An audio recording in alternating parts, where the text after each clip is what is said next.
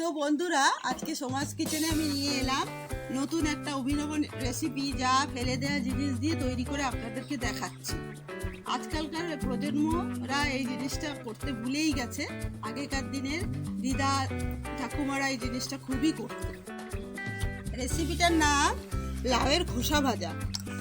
এই যে বন্ধুরা, দেখে নিন কি কি লাগবে। এই লাউয়ের খোসা যেটা আমরা ফেলে দিতাম আগে, সেইটা দিয়েই আমরা একটা নতুন একটা রেসিপি বানাচ্ছি। তার জন্য লাগবে মিডিয়াম সাইজের একটা পেঁয়াজ আর দুটো কাঁচা লঙ্কা, 1 চামচ পোস্ত, আধা চামচ কালো জিরে ফোড়নের জন্য। দেখে নিন আমি কি করে ওইটাকে লাউয়ের খোসাটাকে আমি কি করে কাটছি। এটা খুবই সিম্পল, এরকম করে আপনারা কেটে নিতে পারেন।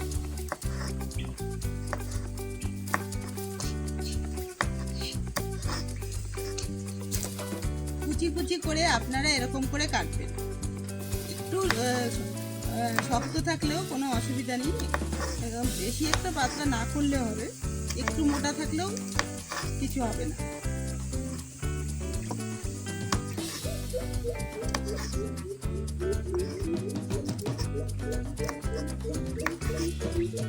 মিডিয়াম সাইজের পেঁয়াজকে এরকম কুচি কুচি করে কেটে নেবেন।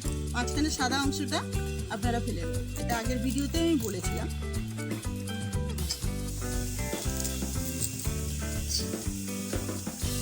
আর তার সাথে দুটো কাঁচা লঙ্কাও কেটে নেবেন। দুটোর থেকে বেশিও কাটা যায়, যতটুকু আপনারা ইচ্ছা করেন করবেন, ঝাল দেবেন ততটুকুই কাটতে হবে। যেরকম আয়রন কড়াইয়ে আমরা রান্না করি সেরকম একটু ভেজিটেবল অয়েল দিয়ে দেবো। 3-4 মিনিট গরম যখন হয়ে যাবে, ধোঁয়া উঠবে, তখনই কালো জিরেটা অ্যাড করে দেবেন। আমি কাঁচা লঙ্কা আর কাঁচা পেঁয়াজটা ছেড়ে দিলাম তেলের মধ্যে। একটু ব্রাউন ব্রাউন কালার হয়ে যাবে, তখনই আমরা লাউয়ের খোসাটা দিয়ে দিলাম।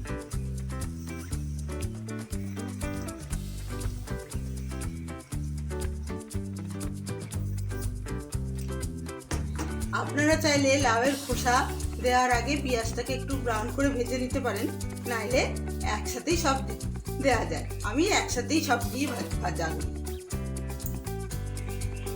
এই যে আমি আধা চামচ হলুদ দিলাম, এই যে আমি আধা চামচ লবণ দিলাম, রক সল্ট ইউজ করি আমরা। বন্ধুরা, ঢাকা দিয়ে মিডিয়াম ফ্লেমে 10 মিনিটের মতন ভাজা সম্পূর্ণ হল।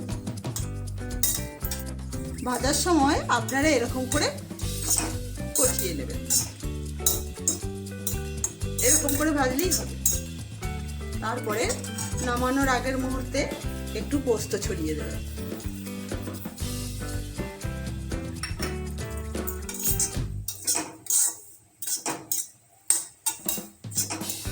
বন্ধুরা, লাউয়ের খোসা ভাজা আপনাদের সামনে তৈরি হলো।